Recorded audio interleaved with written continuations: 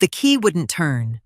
I jiggled it, pulled it back an inch, pushed it in again, and it still wouldn't turn. 11 days I'd been gone. 11 days sitting by my sister's hospital bed in Mobile, holding her hand through a hip replacement, and now my own front door was treating me like a stranger. My name is Otavia Fairweather, 64 years old, 31 years in that house. I stepped back onto the porch, and that's when I saw the trucks. 2 of them, backed halfway up my driveway, doors open, strangers carrying boxes through my front door like they'd been given a map. I stood there in the rain with my suitcase handle cutting into my palm, and my mind went somewhere quiet and cold.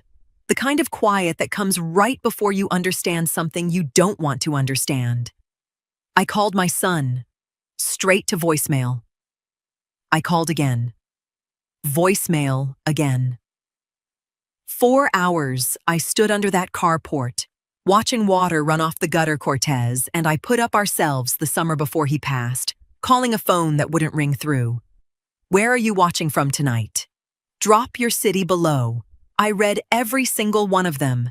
And tonight, more than most nights, I need to know I'm not standing out here by myself.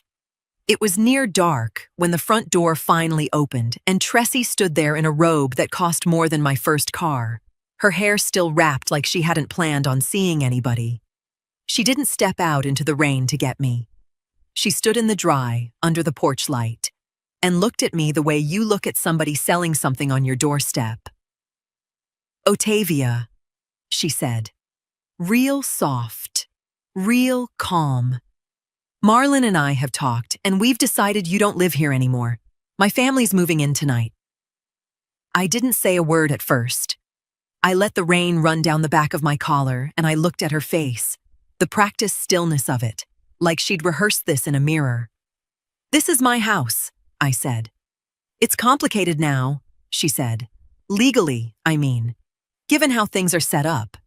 She said it light, almost bored, like she was talking about a change in the weather. But something about the way she said how things are set up caught in my chest like a fishhook. That wasn't a phrase somebody reaches for on the spot. That was a phrase somebody's already sat with, already practiced, already knows the shape of. Behind her, through the open door, I saw her mother directing a man carrying my reading chair to the curb like it was trash.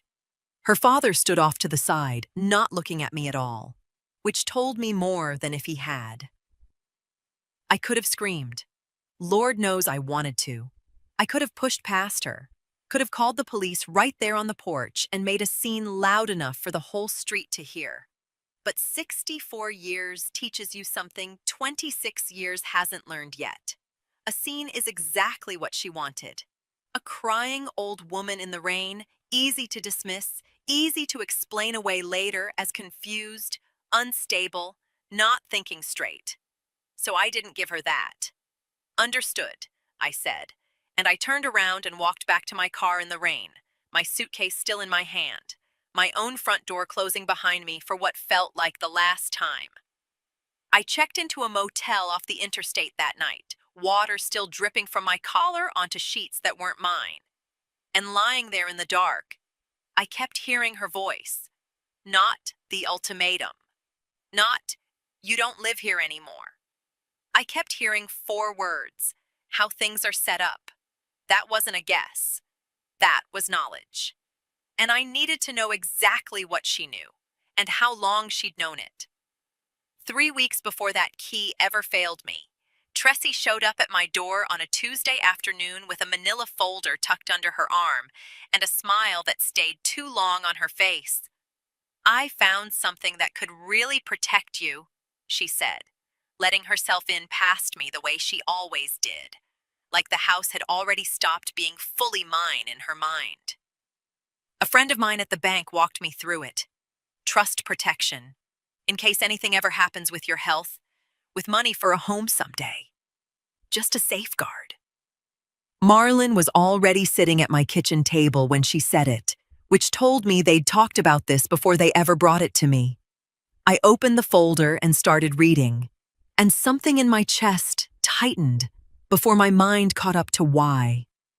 The language was thick, the kind of paragraph that repeats itself in 3 different ways, so you stop, reading closely by the second page. I asked her what transfer of beneficial interest meant, and she waved her hand like I'd asked something silly. It's just formality language, Atavia. Standard stuff. I looked at Marlon, waited for him to look back at me the way he used to when he was a boy, and knew I needed him to back me up. Ma, if Tressie says it's fine, he said, not even glancing up from his phone. You always think everything's got a catch. It wasn't cruel, the way he said it. That's what made it hurt worse. He wasn't defending her over me. He just didn't think there was anything worth defending against.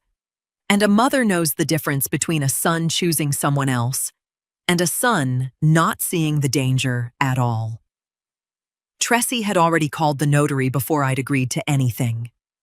A young man named Winslow Duckworth showed up not 20 minutes later, like he'd been sitting in his car down the block waiting for the signal. He set his stamp and his little book down on my table, and when he reached for his pen, I noticed his hand wasn't steady. Not shaking bad, just enough that the cap rattled once against the pen before he got it open. "You all right?" I asked him, and I meant it kindly. "Long day," he said, not meeting my eyes, and started flipping to the signature pages faster than a man walking through his own paperwork should. I sat there with the pen in my hand a long moment. Something in my gut said wait, said read it again, said ask Tressie to leave it with you overnight so you can take it to somebody who doesn't work for her.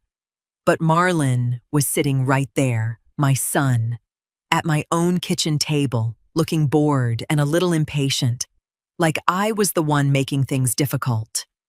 I didn't want to be the mother who couldn't trust her own child in front of his wife. I didn't want 39 years of raising a good man to end with me treating him like a stranger's accomplice.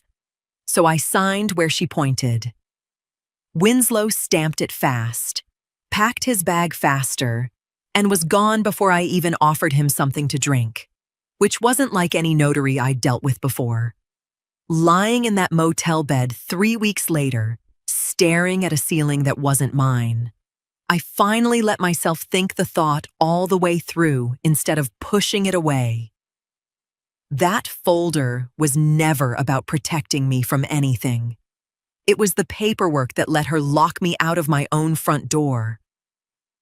I didn't change clothes that morning, didn't shower, didn't fix my hair, didn't do any of the things a woman my age is supposed to do before she walks out into the world.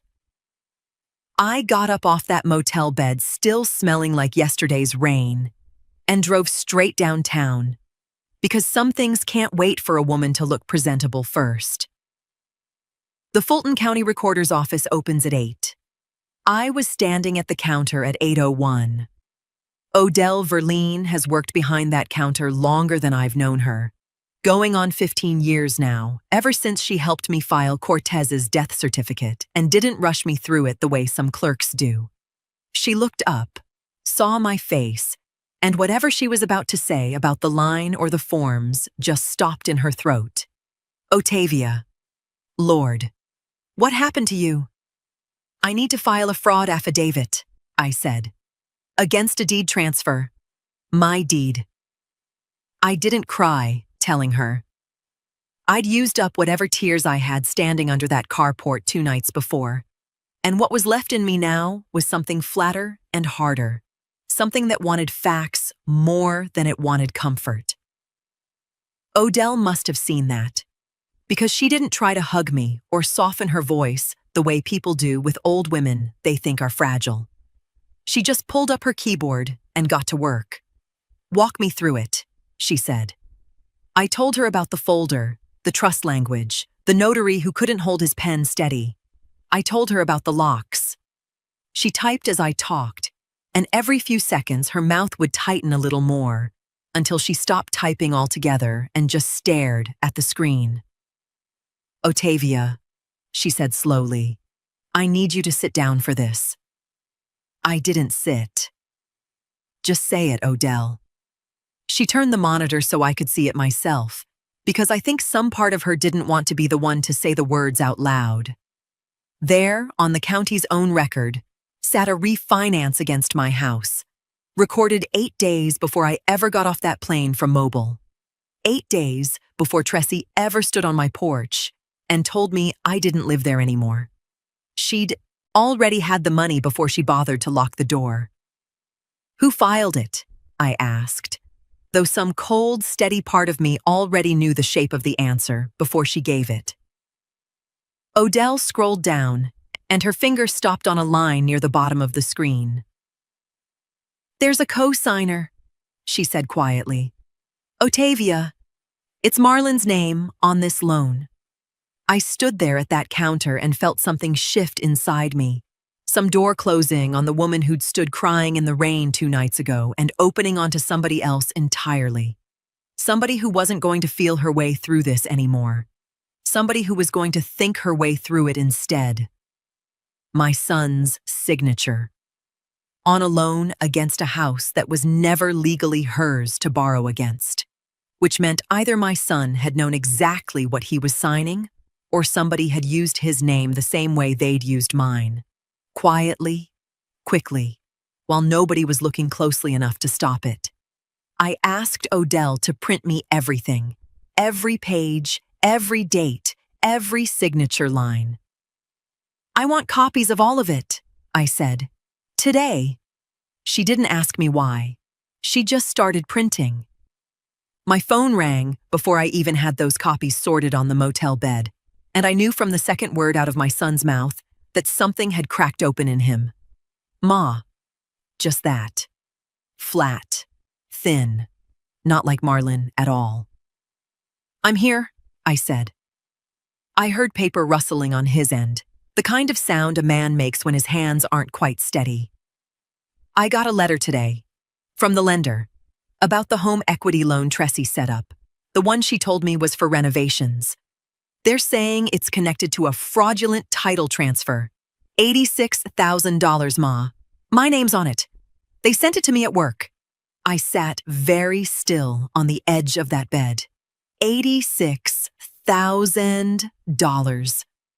I'd seen the number on Odell's printout an hour before, cold and flat on a page.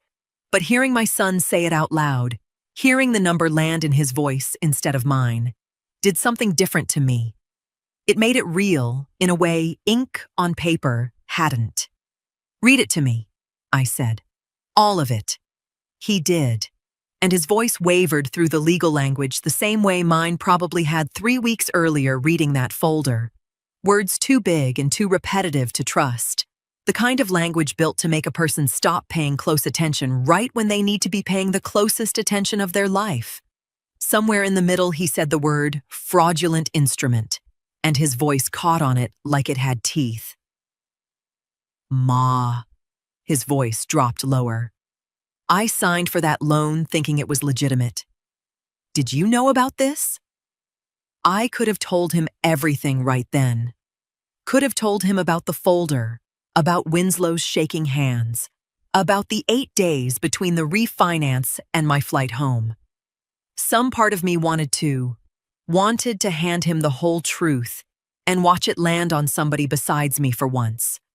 But another part of me, the part that had spent 2 nights now learning how to think instead of just feel, held back. I didn't know yet what my son already knew and didn't know. I didn't know if I was talking to a man who'd been fooled the same way I had, or a man who already understood more than he was letting on and was calling me to test the water before he decided which way to jump. I didn't sign for any refinance, I said.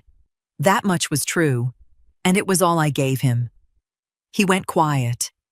Not the quiet of a man waiting for his mother to explain more. A different quiet. The kind that sits heavy on a phone line, the kind you can almost hear thinking behind it. I've raised that boy 39 years, and I know the difference between his confused silence and his figuring something out silence. And this wasn't confusion. This was calculation. This was a man doing math in his head about his own wife, and not liking where the numbers landed. "Marlon," I said, "who do you think did this?" The silence stretched longer than a simple question should have taken to answer. Long enough that I understood he already had a name sitting on his tongue and wasn't ready to say it out loud yet. Not to me, and maybe not even fully to himself. "I gotta go, Ma," he said finally, and the line went dead before I could say another word. I was in the motel parking lot when the man in the gray polo asked if I was Atavia, Fairweather, and something in me went cold before he even finished the sentence. Because men who ask you to confirm your own name in parking lots are never bringing good news. "You've been served," he said, and put a thick envelope in my hand like it weighed nothing to him. I didn't open it standing there in front of him. I waited until I was back in my room, sitting on the edge of that bed that still didn't feel like mine, before I broke the seal. The first page had my name at the top, printed in bold, official letters. Below it, language I had to read twice before I let myself believe what I was seeing.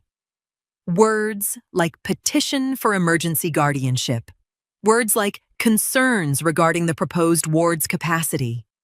And there, halfway down the second paragraph, one word that hit me harder than anything Tressie had said on that porch. Incapacitated. Somebody had put that word next to my name. Somebody had written, in a legal document filed with the county, that I might not be capable of managing my own life. 64 years old, 31 years running my own household, 40 years working a postal route in weather that would have broken younger backs. And here was a stranger's signature underneath a claim that I'd lost my mind. My hands weren't quite steady when I dialed DeLacy Prather's office.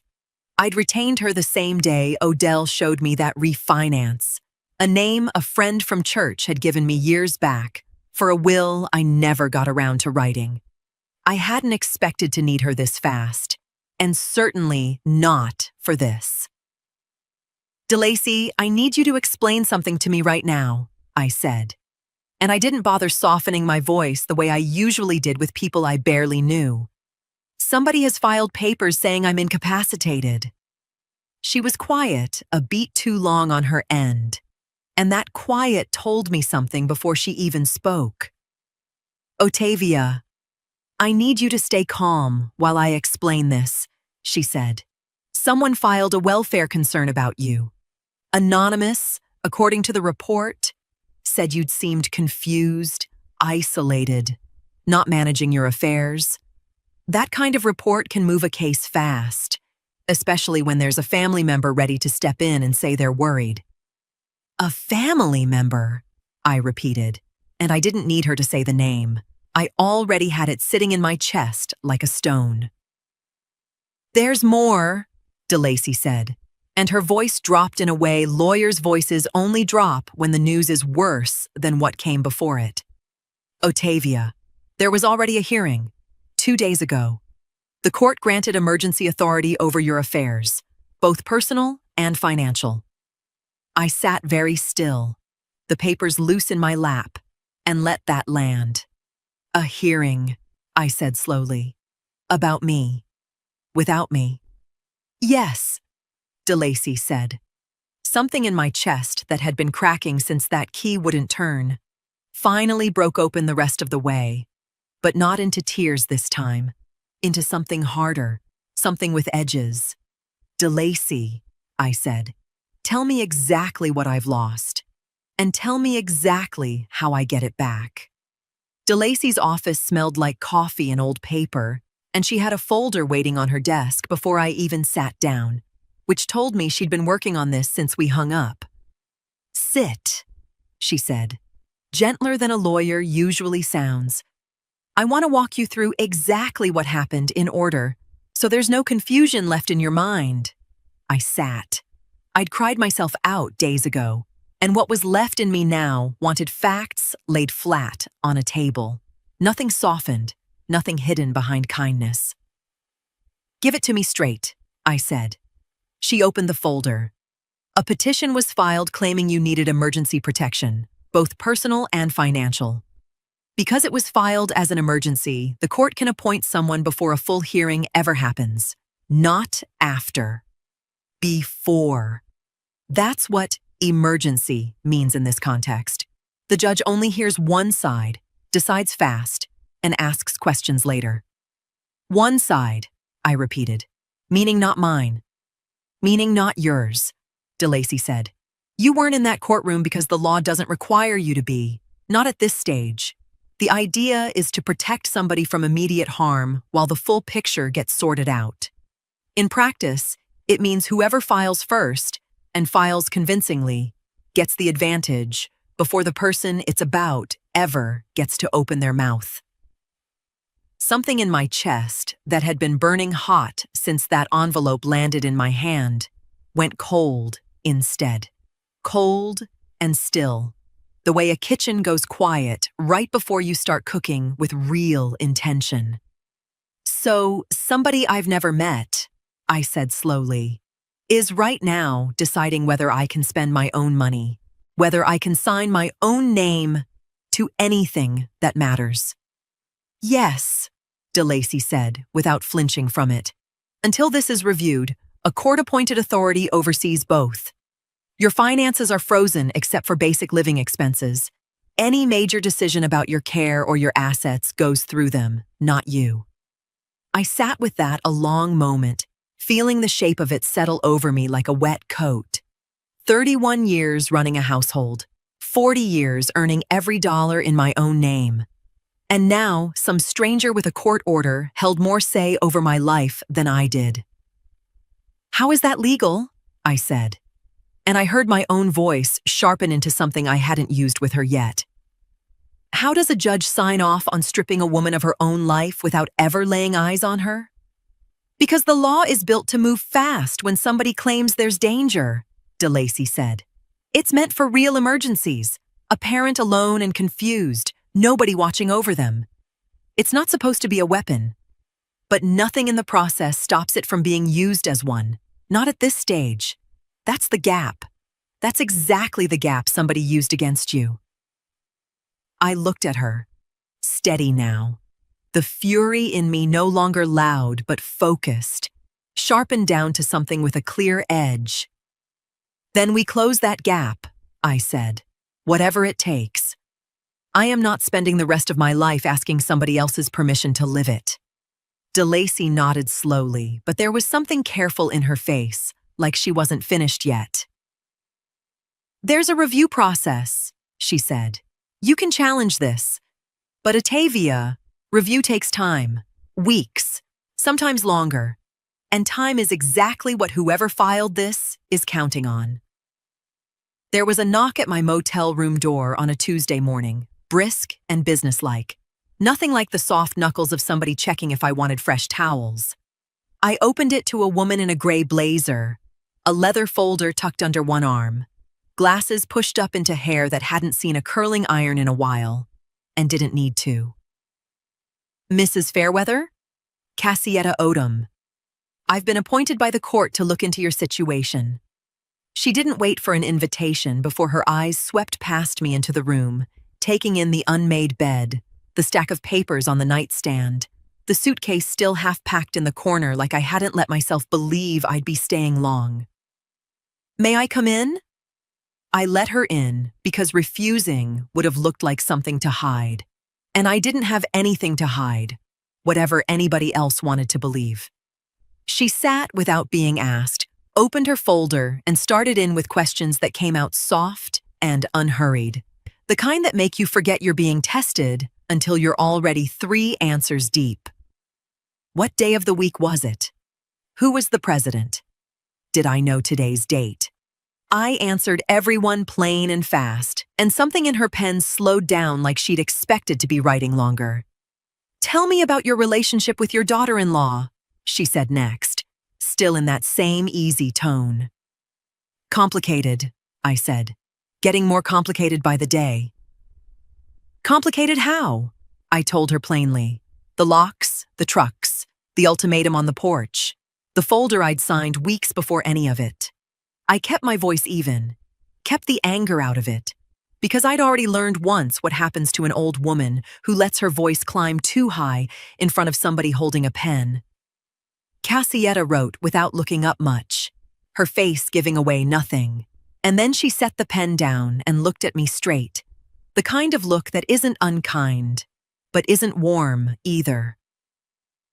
"And is there a reason?" she said, slow and deliberate, each word laid down like a stone. "Your daughter-in-law felt this was urgent? Felt you needed protecting so quickly that it couldn't wait for a hearing with you in the room?" I felt that question land somewhere just under my ribs. It wasn't cruel on its surface. It was polite, professional, exactly the kind of question a careful woman is supposed to ask.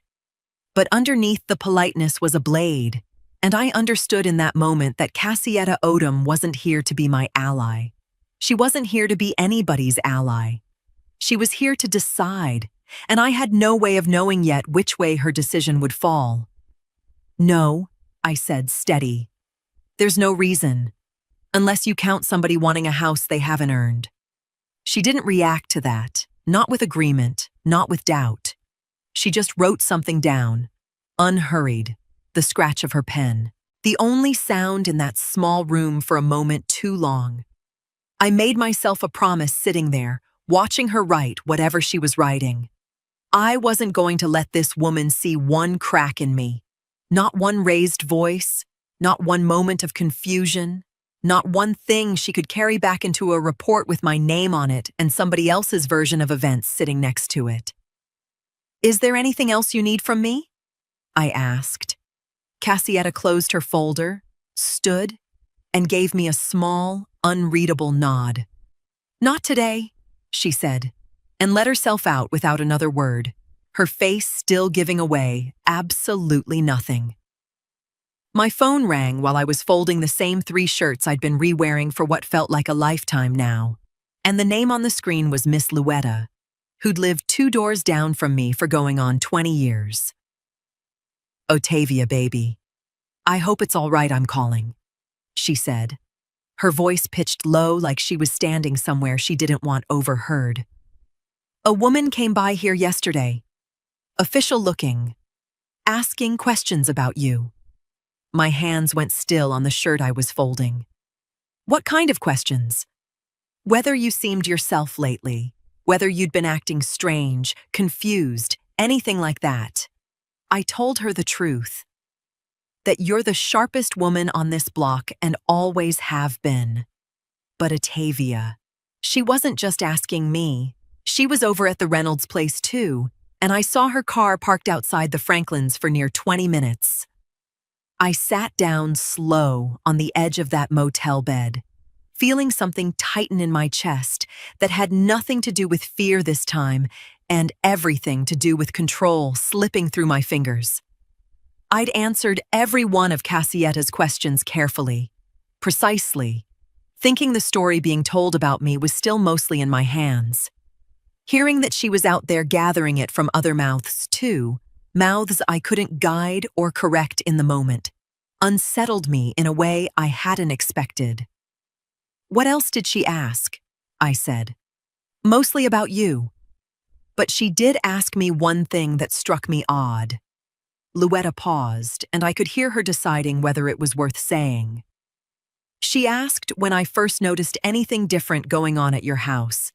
And I told her, well, nothing was different until that same night you got back from your sister's. That's the night I saw those 2 trucks pull up." Something went very still and very sharp inside me. "What night, Luetta? Tell me exactly." "The night you got in from Mobile, baby.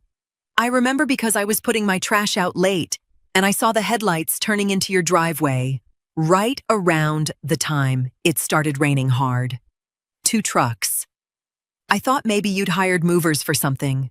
Didn't think twice about it till just now, telling that woman about it." I sat with that a long moment, my mind working fast and cold. Luetta had handed me, without even knowing it, The one detail that pinned everything down to a single, undeniable hour. The trucks arriving the very same night I stood locked out in the rain, not some later, more innocent day. That wasn't a family making a slow, considered decision to move in and help out. That was a plan already loaded and waiting on a trigger, timed to the very hour I'd be too soaked and exhausted to fight back. And Cassietta didn't have that detail yet. Luetta had told her the trucks came that same night, but not the why behind it, not what it proved when you laid it next to everything else. The folder, the refinance filed 8 days early, the notaries shaking hands. Only I could connect that whole line for her. I thanked Luetta, told her she'd helped me more than she knew, and sat there after we hung up with my thumb hovering over Cassietta's number. I wasn't going to wait for that woman to piece this together on her own time, at her own pace, while Tressie kept living in my house like she owned it outright. I pressed call. There was a knock at my motel door late that evening, different from Cassietta's brisk, businesslike rap. This one was hesitant, almost apologetic, and something in me knew who it was before I even reached the handle.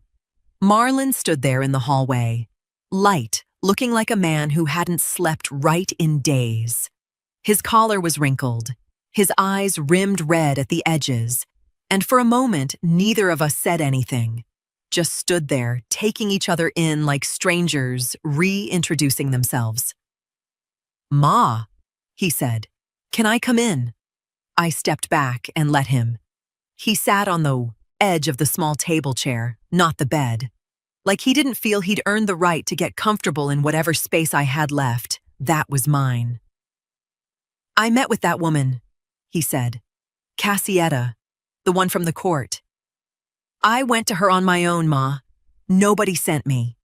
My guard, the one I'd been holding rigid for weeks now against everybody who came through that door, dropped an inch before I could stop it. Not all the way. Just enough that something in my chest loosened at the sight of my son sitting there, finally, choosing to show up. "Why now?" I said. And I didn't soften it, didn't dress it up kind. "Weeks, Marlon. Weeks I've been out here, and this is the first time you've come to me instead of calling from somewhere safe." He flinched at that, but he didn't argue it. Last night, Tressie sat across from me at dinner and told me, calm as anything, that once this blows over, we'd need to talk about your care differently going forward. Like you were a line item, Ma, not my mother. Something to manage. That's what did it. Hearing her say it that plain, that cold, and realizing I'd been letting myself not see it for weeks. He looked down at his hands.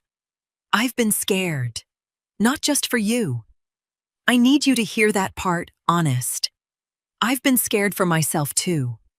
My name's on that loan. If this all comes out the way it looks like it's about to, I'm not just the husband who didn't know what his wife was doing. I could be looking at real trouble. My job. Everything." I sat down slow across from him, watching him say the ugly, selfish truth out loud instead of dressing it up as something nobler than it was.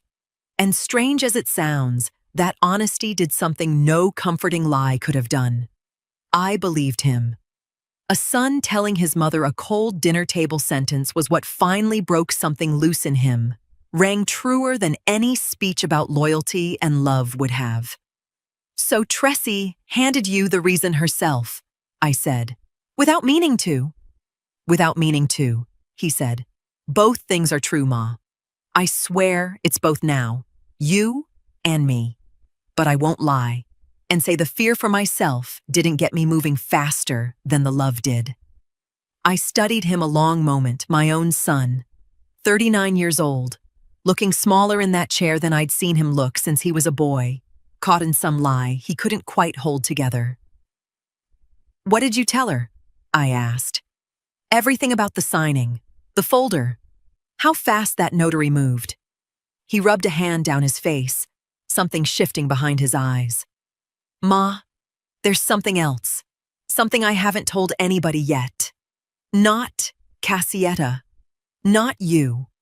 I waited, my whole body gone still. He opened his mouth, started to speak, and stopped himself cold, his jaw working like the words were fighting him on the way out.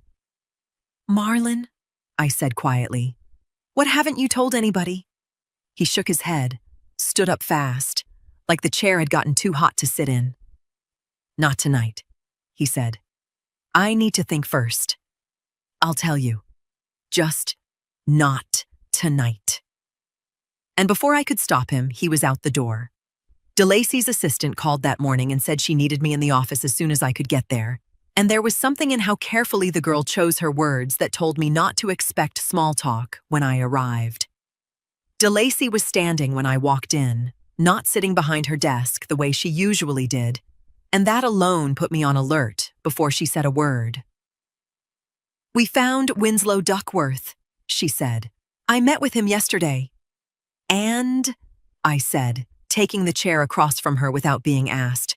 He's cooperating, or getting there. It wasn't clean, Otavia. He hedged plenty before any of it came out straight. I felt something rise in me, some old habit of wanting to breathe easy at the first sound of good news, and I caught it before it could take hold.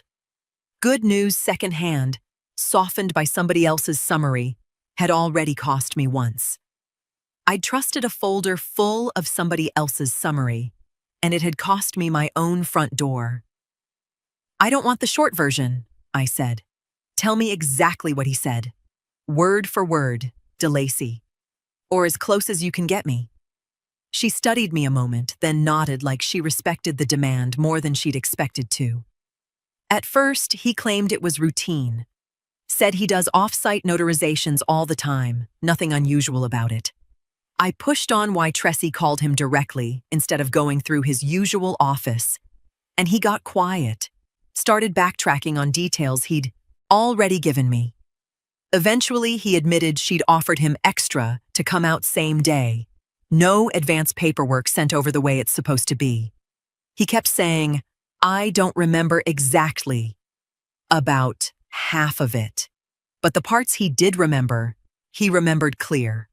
He said, close to his words, she told me it was a formality, that the family already understood everything and just needed it stamped quick before somebody changed their mind. Whose mind? I said. Mine? That's what I asked him, DeLacy said. He wouldn't answer that one straight, just looked at his hands a long time. But Otavia, when I asked if he'd confirmed you understood what you were signing, or confirmed you weren't under pressure in that room, he didn't hedge on that part at all. Said no. Flat out. Said Tressie made it clear speed mattered more than procedure, and he didn't argue it.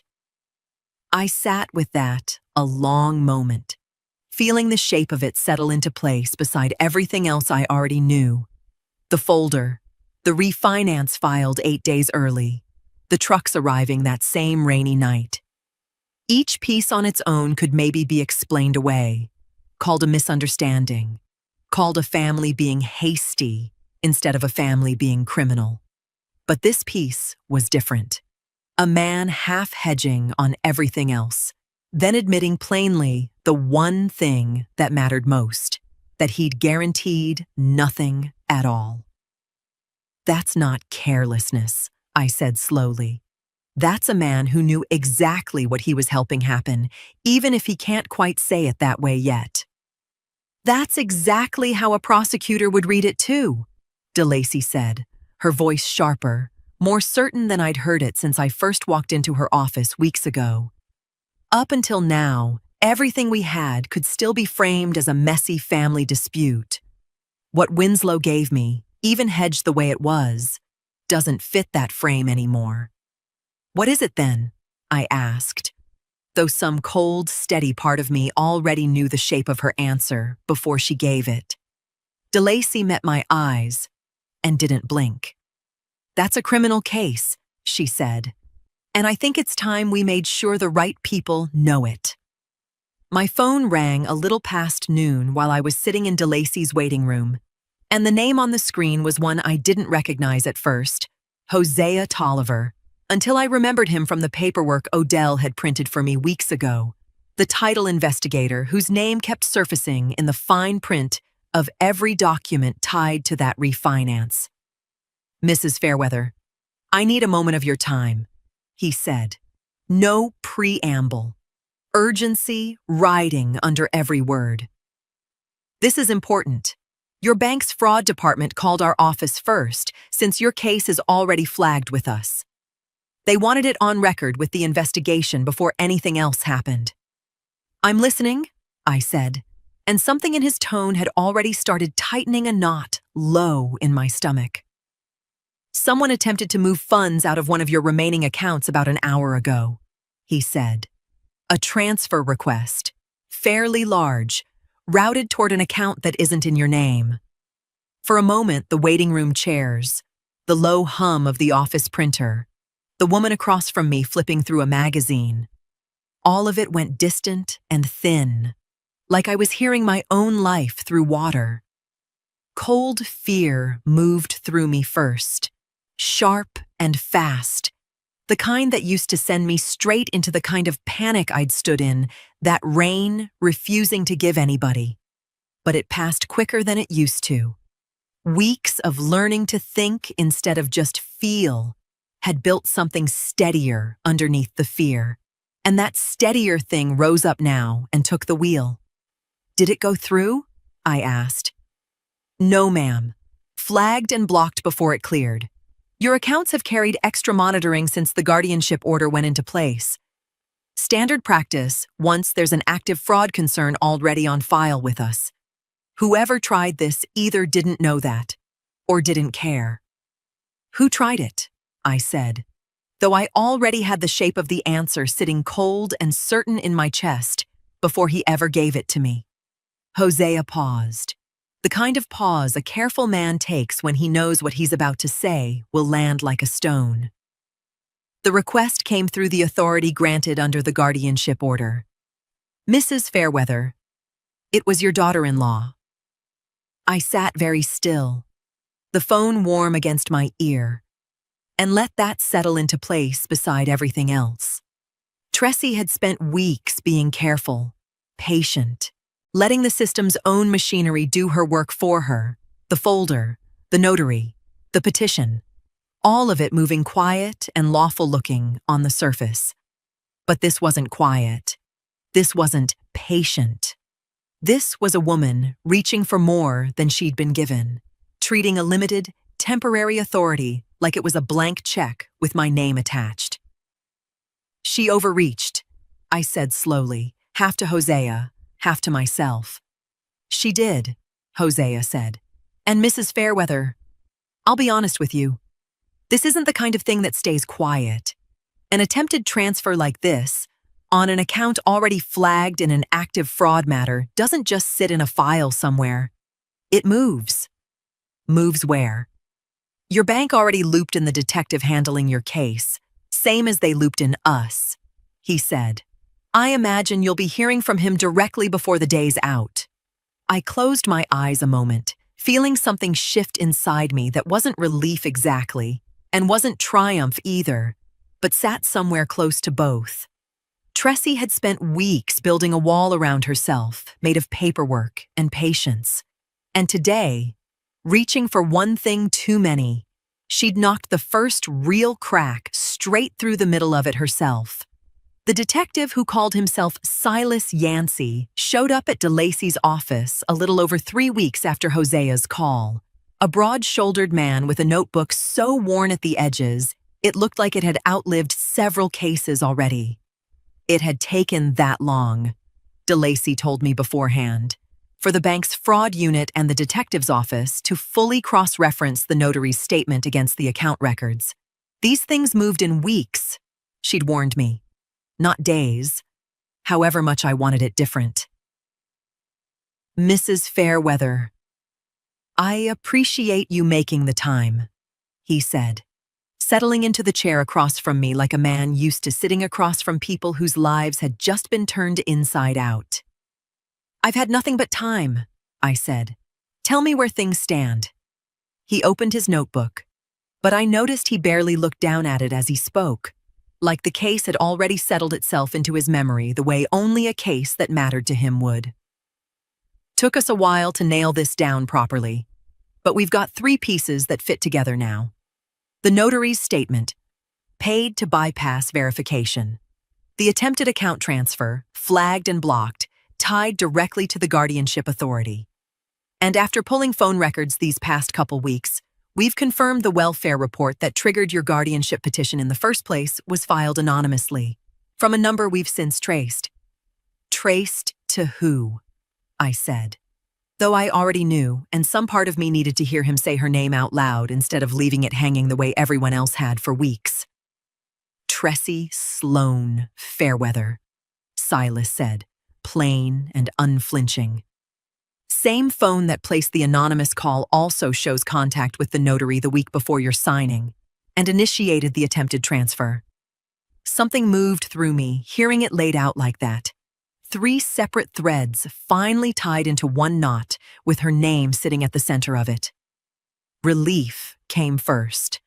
A loosening in my chest I hadn't let myself feel since that key failed to turn. But right behind it came something colder, harder, something closer to vindication than relief. "What happens to her now?" I asked plainly, no softening it. "We're requesting a formal interview," Silas said. "Given what we've got, I expect it'll take another week or 2 to schedule properly. These things don't move as fast as television makes them look. If what she says doesn't align with the evidence, and based on what I'm seeing, I don't expect it will, we'll be moving toward charges. Fraud. Possibly forgery, depending on what else surfaces about that trust document. Filing a false report is its own charge, on top of that." I sat with that, letting it settle instead of rushing past it the way I might have weeks ago. "I don't want to be protected from any of this," I said. "Not anymore. Whatever happens next, however ugly it gets, I want to be told. All of it. Straight." Silas studied me a moment, something like respect crossing his face. "Understood," he said, and the word landed strange in my ears. The same word I'd handed Tressie on that porch weeks ago, now coming back to me from a different mouth entirely. "There's one more thing," he said, closing his notebook. "By the time the interview's actually scheduled, it's going to land the same week as your guardianship review. Court calendars being what they are, both matters are converging." I felt my pulse pick up at that, some old fear and new resolve tangling together at once. "Same week," I repeated. "Same week," Silas said. "I'd get ready." Marlon came to the motel that evening looking like a man who hadn't slept in days, hollow around the eyes, his shirt wrinkled in a way that told me he'd worn it more than once without noticing. "I gave my statement," he said, before I'd even gotten the door fully open. "Formal, to Silas Yancey. Everything, the folder, the notary, what I saw and didn't ask about." I stood there a moment, my hand still on the door, and something in me went quiet instead of loud. Quiet in a way I hadn't expected from myself after weeks of waiting on exactly this. I thought vindication would feel like triumph. Standing there looking at my son's exhausted face, it felt heavier than that, more solemn, like watching something necessary finally happen instead of something worth celebrating. "Come sit," I said. And he did, dropping into the chair like his legs had finally stopped agreeing to hold him up out of politeness. "Can you forgive me?" he said.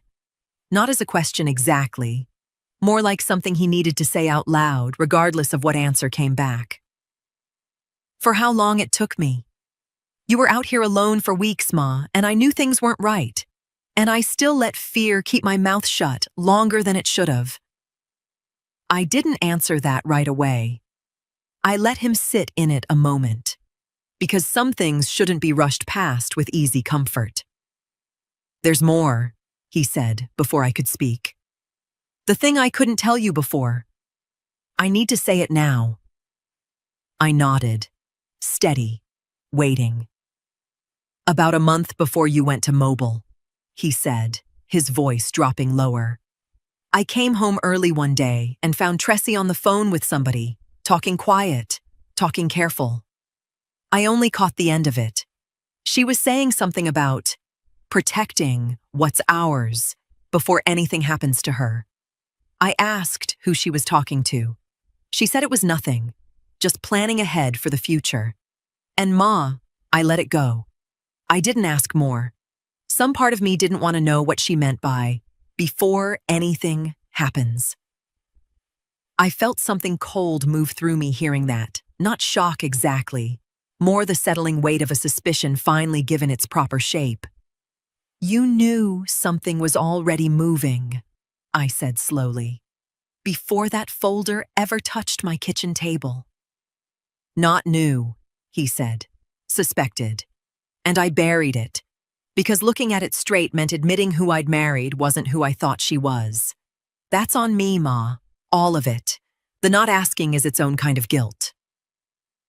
I looked at my son a long moment, 39 years old, finally saying the ugly, cowardly truth out loud, instead of burying it deeper the way he'd buried it for a month before any of this started. I could have let the anger in me reach for it, could have told him a month's silence had cost me more than he'd ever fully understand. But grace, real grace, isn't the absence of anger. It's choosing what to do with it. I forgive the not knowing, I said. The not asking, we'll have to keep working on. But you're here now, telling me straight. That counts for something, Marlon. It counts for a lot. His shoulders dropped like something had finally let go of him. She knows, he said quietly. Tressie. She knows I talked to Silas. She called me twice tonight and I didn't answer. Before I could respond, a knock landed on the motel door, sharp and unmistakable. 3 quick raps. I looked at Marlon. He looked back at me, and neither of us moved. I crossed the room and opened it, and there she stood in the hallway light. Alone, for the first time since the night she'd locked me out in the rain. Tressie, I said. Tressie hadn't stayed long that night at my door. A few tense, quiet words about wanting to talk before things went further. And then she'd left, when I told her whatever she needed to say belonged in front of a judge, not in a motel hallway. I didn't tell her anything that night. I'd learned by then that my words carried more weight when I chose exactly where to spend them. The courtroom on hearing day was smaller than I'd pictured, wood-paneled and quiet, the kind of room that didn't look big enough to hold everything that was about to happen inside it. DeLacy had explained on the drive over that the judge was hearing both matters together that morning, my guardianship review and the civil fraud claim tied to the deed, since the evidence in one bore so directly on the other.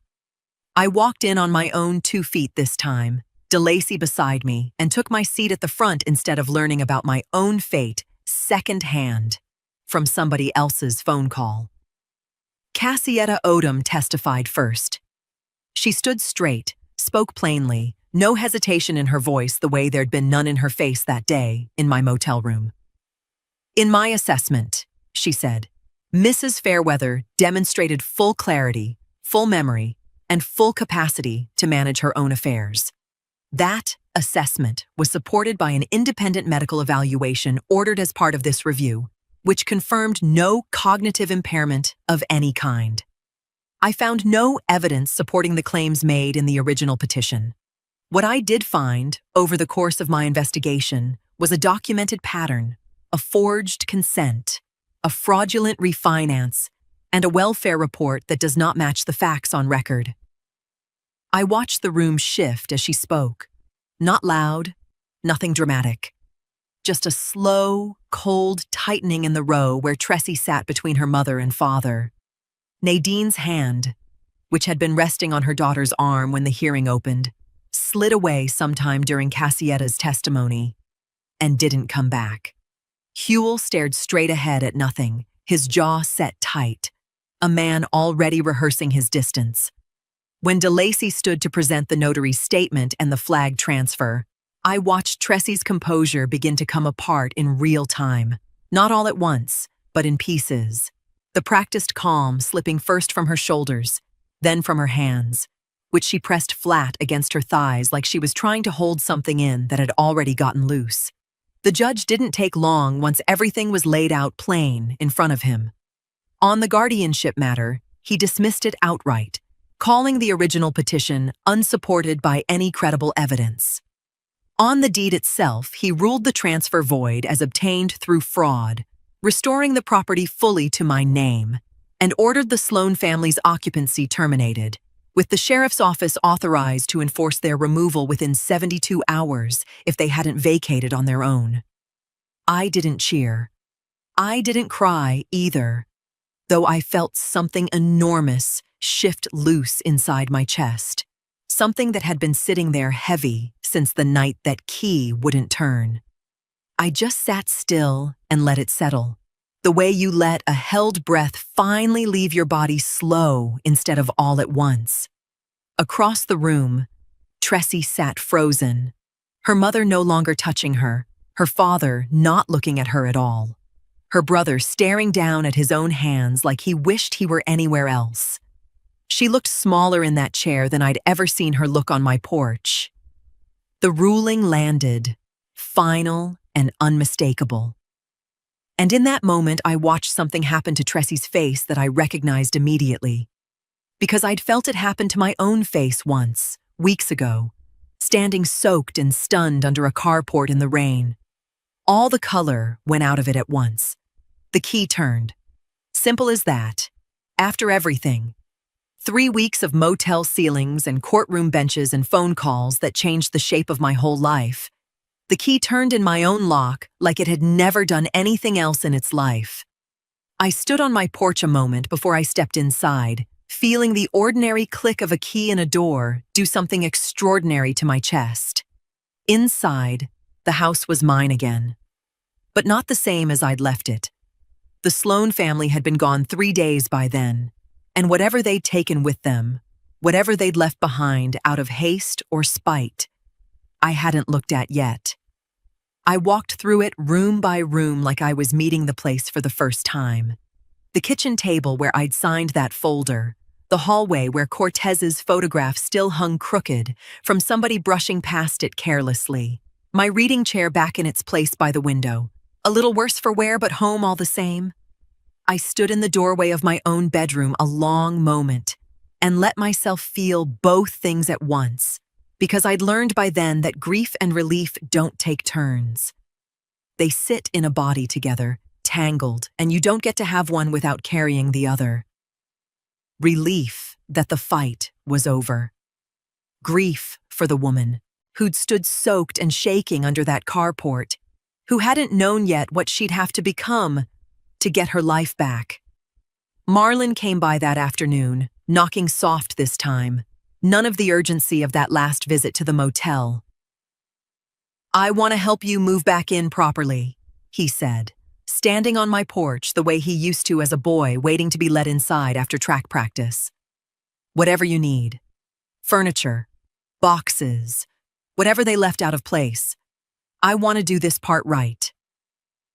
I let him in, and we spent that afternoon quiet and steady. Writing what needed writing, not talking much, which was its own kind of conversation between us. DeLacy called near evening with an update I'd been waiting on without letting myself hope too hard for it. The prosecutor's office had moved forward. Fraud, forgery, filing a false report, all 3 charges now formally on record against Tressy. I didn't feel triumph hearing it. Not the sharp kind anyway. Just a quiet settling. The sense of a scale finally balancing after weeks of sitting tilted against me.